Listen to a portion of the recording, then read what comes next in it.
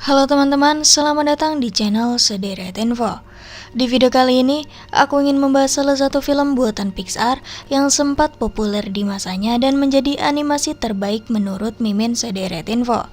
Film tersebut berjudul Wall-E yang dirilis pada tahun 2008 dengan mengisahkan robot mungil penghancur sampah untuk bisa membersihkan sampah di bumi.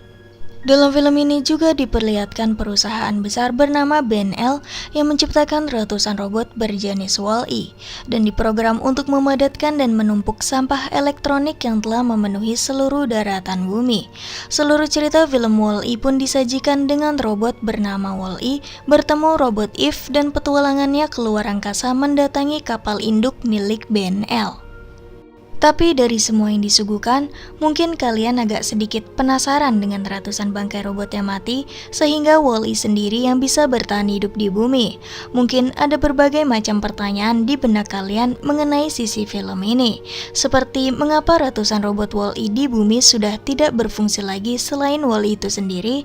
Apakah mereka sudah rusak dan kehabisan bahan bakar? Yap, mungkin pertanyaan-pertanyaan itu bisa kami jelaskan di video ini. Pertama, ada perusahaan raksasa bernama BNL yang telah menguasai perekonomian di bumi, bahkan termasuk pemerintahannya di sana. Semakin lama bumi dipenuhi banyak sampah elektronik yang tidak bisa didaur ulang dan sehingga kelangsungan hidup manusia menjadi terancam.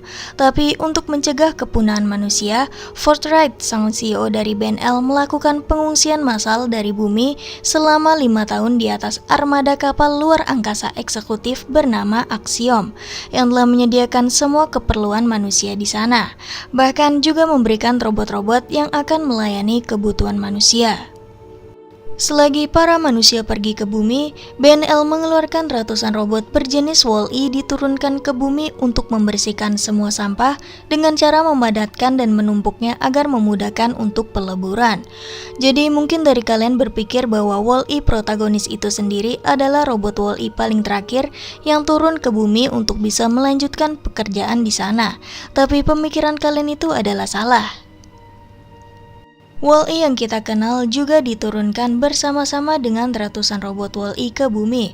Jadi saat BNL segera pergi, mereka sempat menaruh semua robot Wall-E di bumi dan tidak pernah kembali untuk menurunkan robot Wall-E yang baru. Bisa dibilang Wall-E yang kita kenal sudah sangat tua dan sudah hidup selama 700 tahun lamanya. Namun proyek pembersihan terpaksa dibatalkan karena Fort Wright memperkirakan bahwa bumi sudah terlalu tercemar dan sangat beracun untuk ditinggali manusia. Dirinya juga memerintahkan untuk menonaktifkan semua robot Wall-E di bumi dari jarak jauh dan tidak beroperasi selama hampir 700 tahun. Tapi yang paling membingungkan, jika semua robot Wall-E dinonaktifkan, mengapa hanya Wall-E saja yang masih bertahan hidup sampai 700 tahun? Nah, penyebabnya adalah Wall-E sang tokoh utama pernah mengalami kecelakaan sehingga sirkuit komunikasi langsung ke kantor pusat tidak berfungsi atau rusak. Jadi saat BNL menonaktifkan segalanya, dia tidak mendapatkan perintah itu sehingga masih tetap aktif menjalankan kerja utamanya, yaitu membersihkan sampah. Ada beberapa teori dari kami sendiri mengenai munculnya perasaan pada robot Wall-E. Pada settingan default robot Wall-E, ia hanya bisa mengikuti perintah untuk membersihkan sampah. Selain itu, robot Wall-E tidak memperdulikan apapun.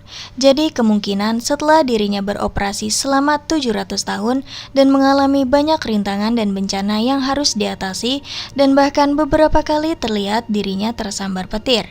Itu juga penyebab Wall-E dapat belajar dan berevolusi di sana hingga menciptakan perasaan senang, sedih, dan kesepian.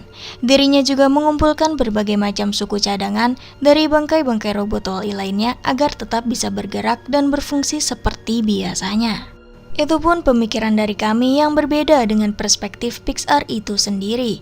Biasanya seseorang percaya teori Pixar adalah cinta dan kemanusiaan, karena hal ini bisa menjadi sumber energi yang masuk akal untuk menghidupkan apapun itu.